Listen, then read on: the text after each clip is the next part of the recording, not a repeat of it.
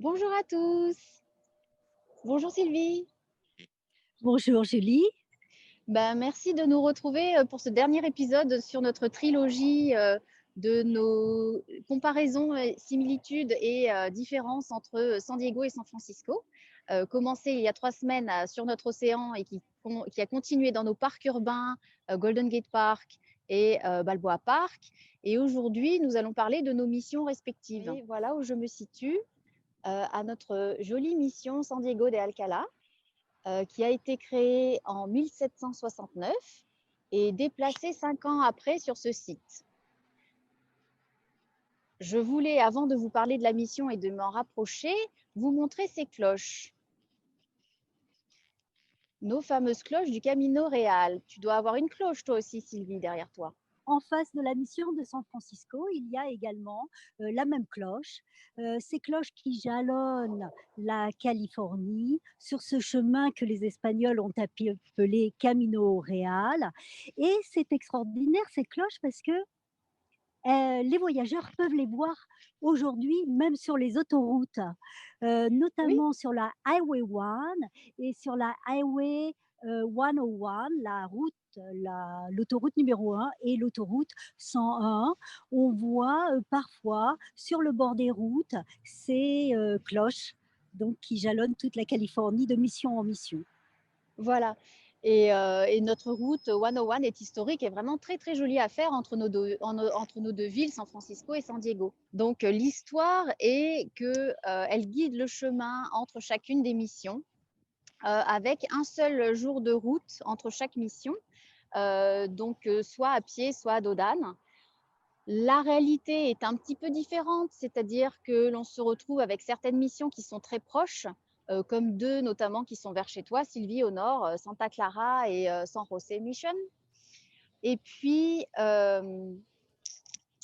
aussi, l'ordre des missions n'a pas forcément été fait à un jour de marche. Donc, notre mission, telle que vous la voyez, n'était pas là à l'origine. Elle était à côté du Presidio.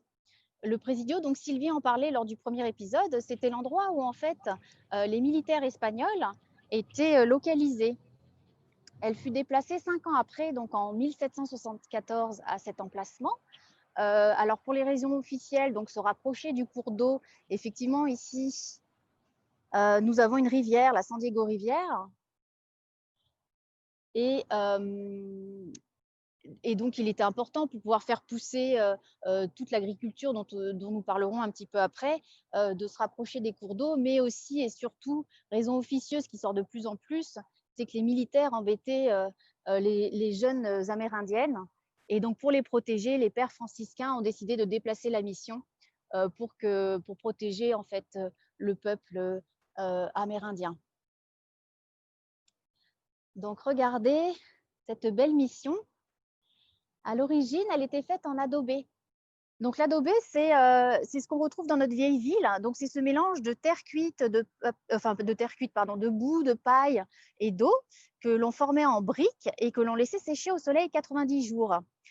Par contre, si je me rapproche, notre mission a été reconstituée ça a commencé en 1813, mais ça s'est terminé jusqu'en 1930 et elle a été faite de briques. Voilà. Mais à l'origine, elle était en adobé. Si je me situe ici, la nôtre est très, ce qui la différencie des autres, c'est ces 5 cloches que vous pouvez apercevoir. Et donc les cloches dans les missions rythmaient un petit peu la journée. Il y avait les cloches le matin pour la prière, les cloches pour les repas, les cloches pour aller au travail. Et celle en bas à gauche, là, date de 1802. Elle est très ancienne. Voilà. Donc je vais me diriger dans un petit corridor avant de rentrer à l'intérieur de la mission et je passerai la main à Sylvie. Donc le frère fondateur de ces missions de Californie s'appelle Junipero Serra et ce frère, j'en parlerai un petit peu après, nous avons une statue qui le représente était à la tête des 9 premières missions d'ailleurs sur les 21 missions qui sont en Californie. Et ici, chaque mission est représentée par son saint patron. Voilà. Donc ici, vous pouvez voir sur la statue notre mission, San Diego de Alcalá.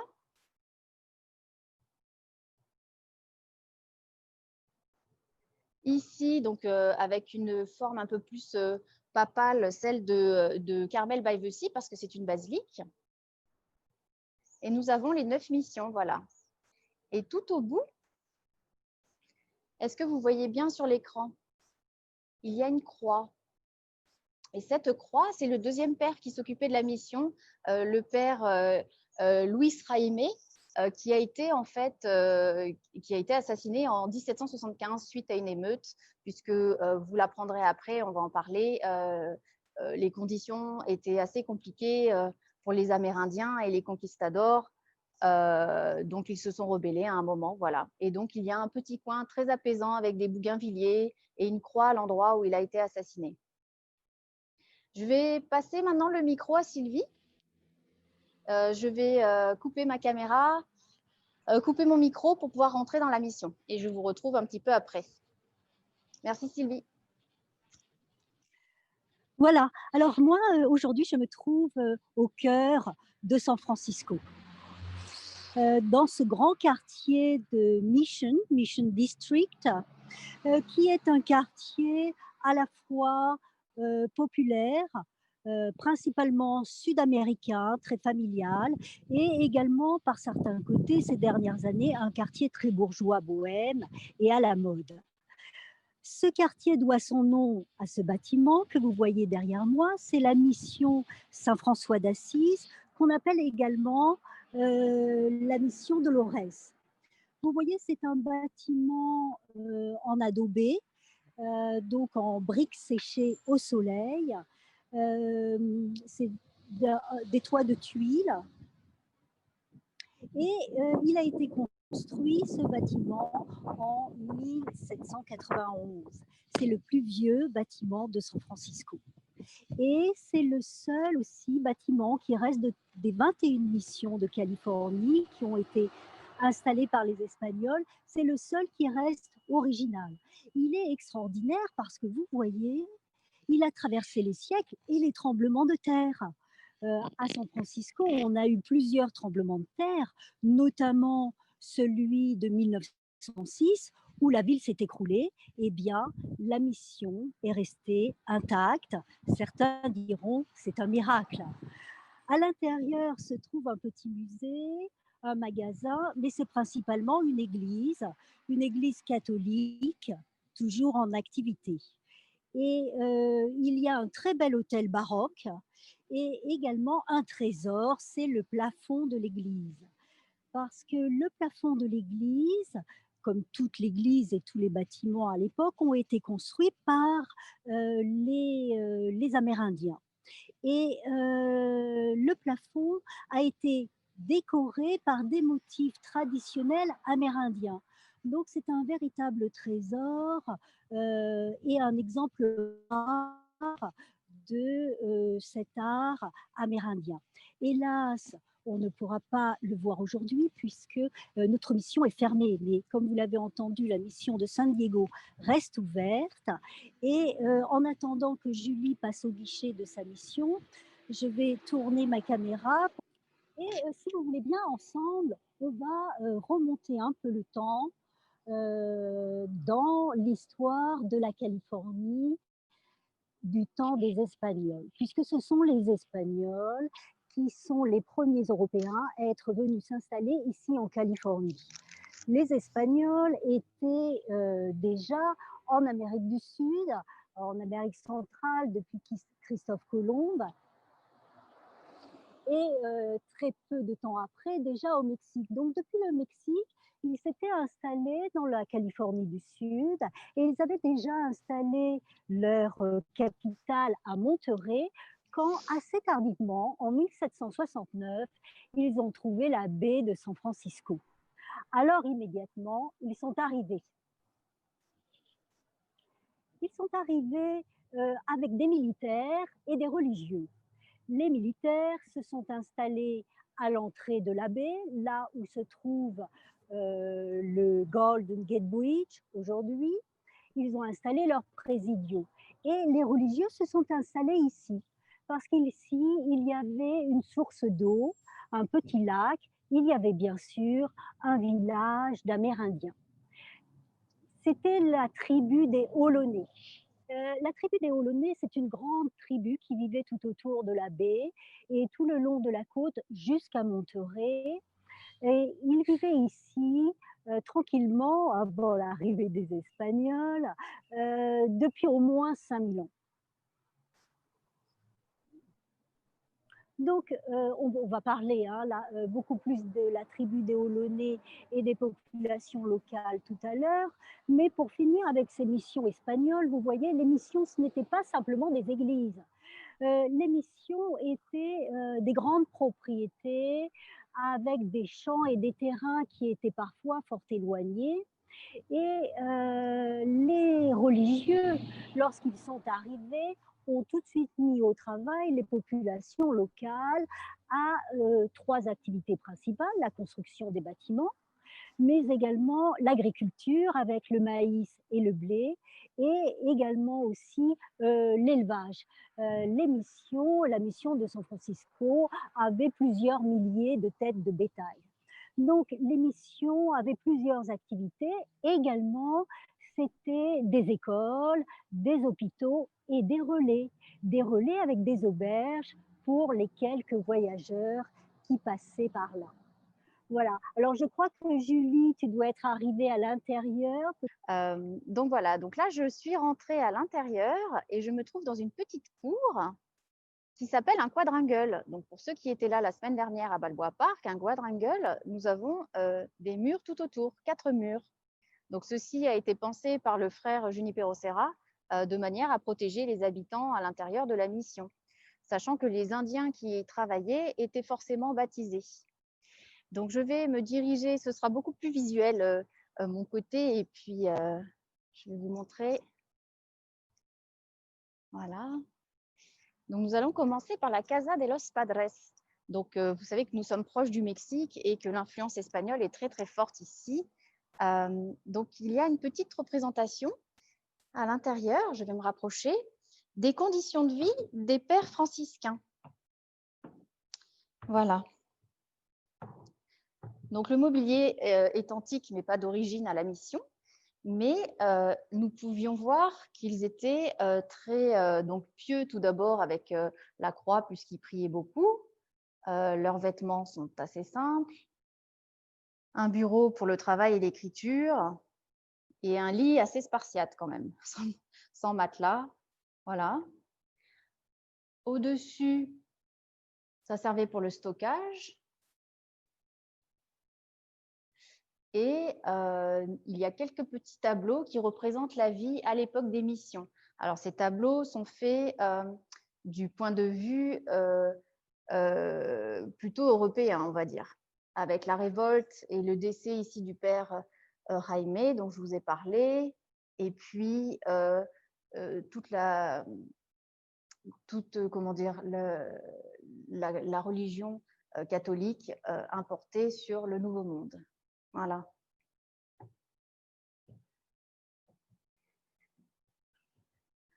Donc, je ressors et je vais vous montrer l'église dans laquelle il y a encore des célébrations, des messes le matin, messes le soir. C'est une paroisse assez dynamique, a priori. Je ne pourrai pas rester trop longtemps. Hein. J'espère qu'il n'y a personne qui prie à l'intérieur. Mais par contre, je voulais vous montrer deux petites choses qui sont assez intéressantes.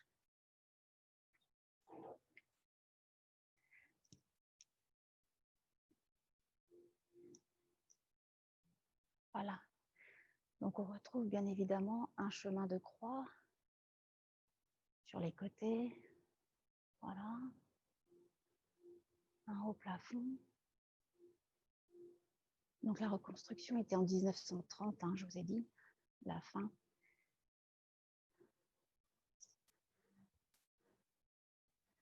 Je voulais vous montrer cette statue particulièrement à gauche qui représente l'archange Gabriel et qui était à l'origine de la mission, donc elle date de vraiment fin 18e, début 19e. Et au-dessus de l'autel, j'espère que ça se voit bien à l'écran, vous avez une représentation de Dieu qui est assez rare, puisqu'on voit beaucoup dans la religion catholique des apôtres, Marie, Jésus, mais rarement Dieu est représenté. Donc, vous voyez avec le bel aura derrière. Voilà. Donc je vais sortir maintenant et je vais me déplacer vers un petit jardin.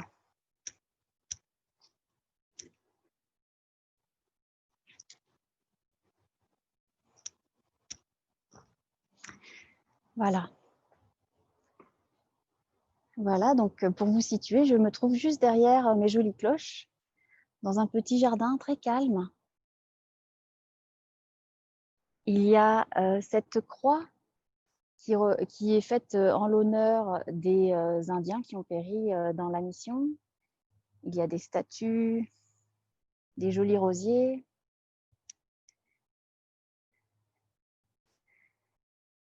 Voilà.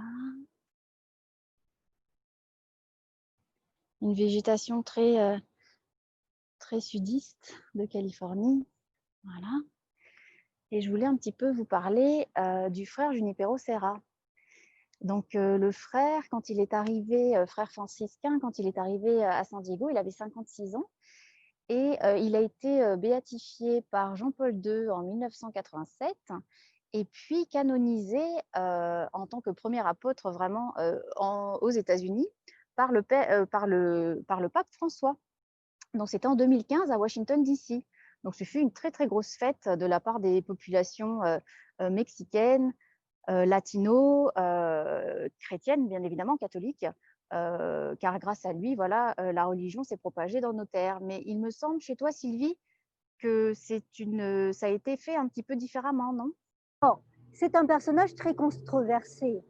Il a fait des choses bien, comme déplacer la mission pour protéger les Amérindiennes, mais ici, à San Francisco, cette année même, on a déboulonné sa statue. Il reste une statue dans le jardin de la mission, mais on avait une statue très importante dans le Golden Gate Park.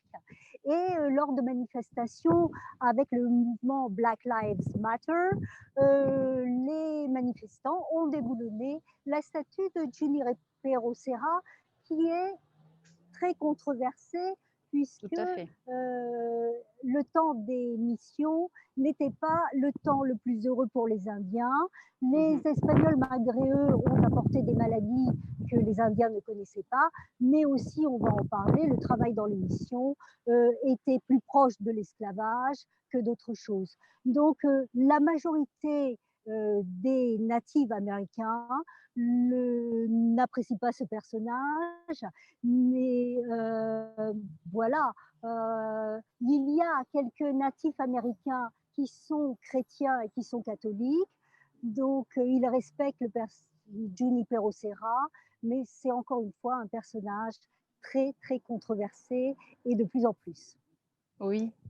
Alors là, je vais me diriger vers un petit musée et je voulais vous montrer un petit peu, regardez, la escuela, l'école, la sala. Donc, il y a des pièces autour et je te rends la parole le temps de m'y rapprocher. Alors, je vais tourner ma caméra parce que je voulais vous faire voir à côté de la mission, il y a la basilique. La basilique, vous voyez donc la mission est là, collée à la mission, hein, la basilique de Lorès. Et cette basilique, comme vous voyez, est construite dans un style rococo qui se fait beaucoup en Amérique du Sud. C'est une ça fait penser à Balboa Park de la semaine dernière. Été construite. Ouais, exactement, Julie, ça ressemble beaucoup à ce que tu nous as présenté la semaine dernière dans Balboa Park, dans ce style rococo, très populaire en Amérique du Sud. Et cette basilique a été construite au début du XXe siècle. Voilà, donc On revient vers nos missions pendant que Julie se dirige vers un autre lieu à l'intérieur de la mission. Et je voulais continuer un petit peu ce point d'histoire, remonter le temps, hein, continuer de remonter le temps avec vous. Les Mexicains ont pris leur indépendance en 1821. Donc, quand les Mexicains ont pris leur indépendance, ils ont hérité de tout l'Ouest. Mais le gouvernement mexicain n'a jamais réussi à faire venir en grand nombre les Mexicains. Ici, en Alta California, à San Francisco, ou en Baja California, à San Diego, les Mexicains, la Californie, ça ne les intéressait pas. Alors, la faible densité de la population a fait que les missions ont périclité. Et le gouvernement de la République mexicaine a vendu les propriétés des missions et même les présidiaux du temps de la République mexicaine tombaient en ruine. Alors, en 1846, quand les Américains ont déclaré la guerre au Mexique, parce qu'effectivement, ils voulaient prendre ces territoires à l'ouest, eh bien, le Mexique a perdu la guerre. Une des raisons, c'était notamment cette faible population et ce peu d'entrain qu'ils avaient montré quant au développement de la Californie et de l'Ouest en général. Ils ont perdu la guerre et tout l'Ouest est devenu américain en 1848. Alors, à ce moment-là, les Américains, ils habitaient loin, de l'autre côté de la rivière Mississippi. Et pour eux, l'Ouest, c'était trop lointain, c'était dangereux, c'était mystérieux. Mais on a trouvé de l'or en Californie. Et là, les Américains allaient arriver en masse et tout allait changer pour la Californie et pour les États-Unis. Mais c'est une autre histoire. Donc, en attendant, je vais me diriger sur le côté de la mission, le long dans une petite allée, et je vais vous faire voir le cimetière qui se trouve donc sur le côté de la mission de San Francisco. Est-ce que Julie, tu peux reprendre la parole? Où te Oui, tout à trouves-tu? fait. Donc, je viens d'arriver dans un petit musée au nom du frère Luis Jaime. Donc, dans ce petit musée que je vais vous montrer, donc ça parle un petit peu de ce que tu viens de dire, c'est-à-dire la vie de nos populations locales. Donc, nous, nos tribus indiennes s'appelaient les Kumeyaay. Donc, après ce que tu as expliqué, nous avons eu l'occupation espagnole, puis les Mexicains, puis la laïcité, avec après les militaires américains qui sont arrivés. Et tout ça dans un tout petit musée. Donc là, par exemple, je voulais vous montrer nos populations donc Kumeyaay, qui existent toujours, les petits paniers qu'ils réalisaient. Voilà. Donc ça, c'était plutôt fait par les femmes. Les hommes étaient chasseurs de gibier, donc petits lapins, cerfs. Là, nous voyons comment ils cultivaient déjà, c'est assez bien organisé au niveau de la culture de l'agriculture, du maïs. Et on retrouve souvent, j'espère que vous voyez bien là à l'écran, vous voyez ces espèces de petits bols pour pouvoir casser les grains à l'intérieur. On en trouve dans nos parcs non loin d'ici, c'est-à-dire Cuyamaca State Park ou Mission Valley Trail ou même jusqu'à Anza Borrego. On en trouve carrément dans la roche. Donc c'est important de prêter attention parce que c'était comme ça que les natifs américains préparer leur repas. Donc là, on voit l'agriculture plutôt à l'européenne, avec les méthodes de travail, une petite cloche et nos fameuses 21 missions de Californie, avec la mienne ici, la première. Voilà. Voilà. Je vais sortir de ce petit musée et vous montrer une petite chapelle juste à côté. Voilà. Avant de te rendre la main. Vas-y, Sylvie, si tu veux. D'ailleurs, c'est Oui, joli. eh Où te ben, trouves-tu? voilà, moi je me trouve sur le côté de la mission. Donc on aperçoit la basilique, hein, et puis le bâtiment blanc devant très bas de la mission. Et c'est le cimetière. C'est le seul cimetière de San Francisco, on peut dire, puisque il ne reste à San Francisco qu'un cimetière militaire dans le Presidio et ça c'est tout à fait San Francisco, un cimetière pour les animaux domestiques, c'est tout. Donc ici, c'est un cimetière très ancien. Je voulais vous le faire voir pour 2 raisons. La première, c'est, que, une scène, du film du maître du suspense Hitchcock a été tournée ici dans son film Sueur froide. Donc un film vraiment tourné, à San Francisco. Il y a beaucoup de scènes. Il y a une scène très célèbre sous le Golden Gate Bridge. Donc, Sueur froide, un film à voir et à revoir. Et puis, vous voyez, donc il y a un grillage. Je vais passer mon téléphone à l'intérieur du grillage pour vous faire voir autre chose dans ce cimetière. Julie, si tu veux bien reprendre 2 minutes la main. Oui, tout à fait. Donc, je viens de sortir de mon petit musée. Sur ma droite, ici, l'entrée de la mission. Je suis donc dans la cour principale avec maintenant les cérémonies religieuses qui se font à l'extérieur, hein, bien évidemment. Et je vais rentrer rapidement dans une petite chapelle sur le côté, très mignonne, très bien conservée, très bien restaurée. Donc, nous avons des statues des pères qui ont aidé à la création des missions et avec, on retrouve notre martyr, donc le frère Luis Jaime, voilà, celui sur la droite ici. Et cette petite chapelle, regardez comme elle est mignonne. Nous avons du mobilier qui est du fin du XVIe siècle. Donc, si je pouvais vous donner l'odeur à l'image, c'est tellement rare, il faut penser que nous, aux États-Unis, l'histoire est assez courte, riche, mais courte. Donc, nous avons peu de vestiges du passé. Et ce mobilier a été importé d'Europe. Donc, ce mobilier médiéval, voilà. Et a une odeur vraiment d'ébène forte. C'est quelque chose qui nous manque un petit peu quand on vit ici. Voilà. Donc, Sylvie, ça y est, tu as dû passer de l'autre côté. Je vois ta Oui, caméra. ça y est. Oui, tu vois ma caméra, voilà, j'ai passé ma caméra à travers le grillage pour vous faire voir cette maison. Vous voyez cette maison en jonc, c'est une maison que construisaient les Indiens qui vivaient ici, la tribu d'Ohlone. Ils construisaient ces maisons en jonc, un matériau qu'ils trouvaient en quantité au bord de la baie, et ils construisaient également leurs bateaux avec ce même jonc. Donc, c'était aussi ici des chasseurs, pêcheurs, cueilleurs. C'était une tribu très pacifique, pas du tout les tribus guerrières que l'on connaît davantage, hein, qui vivaient dans les plaines centrales, des Sioux, des Comanches, des Dakota. Non, ici, ils étaient très pacifiques.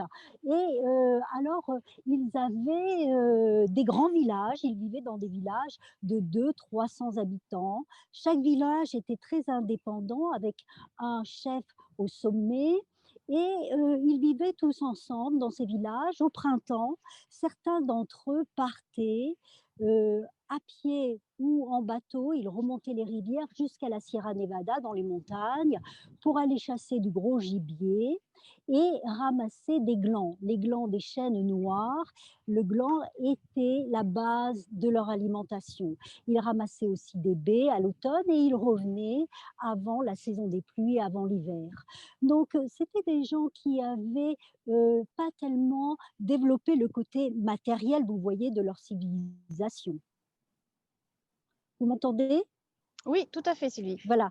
Donc, s'ils n'avaient pas développé le côté matériel, ils avaient bien développé le côté spirituel et tout était marqué par la religion dans toutes les activités de la vie. Beaucoup s'est perdu, mais ils avaient aussi une immense connaissance de la nature et de ses rythmes.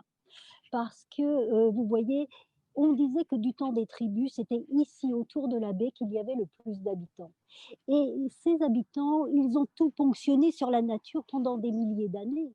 Mais ils n'ont jamais épuisé aucune ressource. Et les premiers Européens, quand ils sont arrivés, ont été absolument esbaudis par la richesse de la nature ici. Alors on a longtemps pensé que c'était la richesse naturelle de la Californie, mais en réalité, cette richesse a été conservée et entretenue par les tribus indiennes qui vivaient ici en Californie. Voilà, je vais sortir mon téléphone, je te laisse la parole, peut-être il est temps aussi de regarder un petit peu les Al- questions. Alors, nous sommes dans les temps. Moi, je voulais, merci de me rendre l'écran. Donc, je voulais vous montrer en fait des ruines. Donc là, il y a un petit site archéologique où ils font des fouilles, sachant que la mission a été occupée de nombreuses années par différents gouvernements, comme Sylvie vous l'a expliqué. Et à son endroit actuel, donc sa dernière rénovation est en 2005, mais elle avait la grosse, la principale des murs que nous voyons a été finie en 1930. Et ce que vous voyez ici étaient des pièces qui existaient auparavant. Voilà, je vais vous faire juste un petit tour. Donc nous aussi, je vais vous parler un petit peu de nos tribus locales des Kumeyaay. Ce qui est bien, c'est qu'en 9 ans d'habitation sur San Diego, j'ai vu que la mission a rajouté un petit peu d'histoire sur eux et ça, c'est très, très bien. Donc voilà, donc je vais vous montrer leur habitation. Donc les Kumeyaay, nous avons trouvé des traces sur San Diego depuis plus de 10 000 années avant Jésus-Christ. Notamment aussi à Torrey Pines, le State Park, qui était au-dessus de la plage d'ailleurs où je me trouvais à la Royal Shores.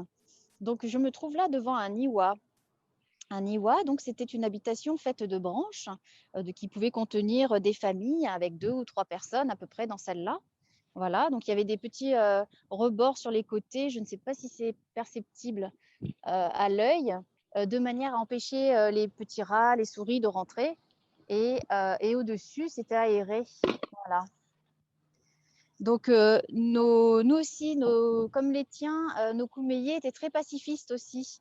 Ils n'étaient pas du tout agressifs. Les tribus s'entendaient bien. Nous avions 3 tribus locales et ça va même jusqu'au Salton Sea, pour ceux qui connaissent le sud de la Californie, ou Anza Borrego, à 2 heures de route de San Diego. Et, et ils étaient déjà bien organisés en tribus, en villages, avant l'arrivée des colons. Voilà.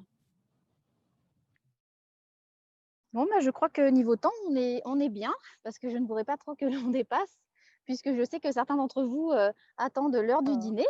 qui- Sylvie?